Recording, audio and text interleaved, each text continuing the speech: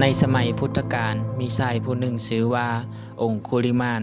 เคยเป็นคนมีความรู้แต่ต่อมากลายเป็นโจรผู้ที่คนหวาดกลัวเราตั้งใจจะคนให้ครบ 1,000 คนและนำนิ้วมือของคนที่มาห้อยเป็นพวงมาลัยจึงได้ชื่อว่าองคุลิมานมื้อหนึ่งองคุลิมานเห็นพระพุทธเจ้ากำลังเสด็จไปตามทางเราจึงถืออาวุธแล้วแล่นตามไปหวังจะฆ่าพระองค์แต่บอกว่าเราจะแล่นไวปานใดก็ตามบ่ทันพระพุทธเจ้าจักเทื่อในที่สุดเราฮ้องขึ้นว่าหยุดก่อนหยุดก่อนพระพุทธเจ้าจึงตอบว่าเฮาหยุดแล้วองคุลิมานแต่ท่านยังบ่หยุดคำเว้านั้นเฮ็ดให้องคุลิมานสะดุ้งใจพระพุทธเจ้าทรงหมายถึงพระองค์หยุดการเบียดเบียนสัตว์ทั้งหลายแล้วแต่องคุลิมานยังบ่หยุดการฆ่าและการเบียดเบียนคำสอนนั้นเฮ็ดให้เราเกิดสำนึกผิดวางอาวุธลงและขอบวชในพุทธศาสนาจากโจรผู้ที่คนเคยหวาดกลัวองคุลิมานได้เริ่มต้นชีวิตใหม่เรื่องนี้จึงถูกเราสืบต่อกันมาว่าแม้แต่คนที่เคยผิดพลาดอย่างหนักถ้ารู้จักหยุดและเปลี่ยนแปลงตนเองชีวิตก็สามารถเปลี่ยนไปในทางที่ดีได้ในคำสอนของพุทธศาสนา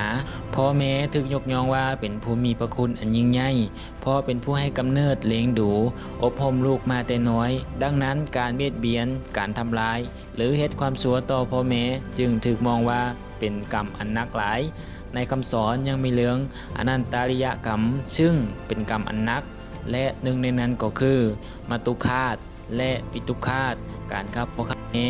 แต่ความผิดต่อพ่อแม่บ่ได้มีเพียงการฆ่านั้นการทอดทิ่มการเบียดเบียนการดูถูกหรือการเฮ็ดให้ท่านทุกข์ใจ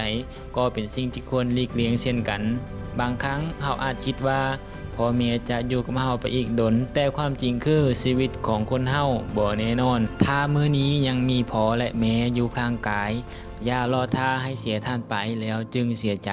คำว่าขอบใจหรือลูกฮักพ่อแม่บางครั้งก็เป็นคำที่มีค่าที่สุดก่อนที่จะบ่มีโอกาสได้เว้ากับท่านอีกเด้อทุกคนเด้อ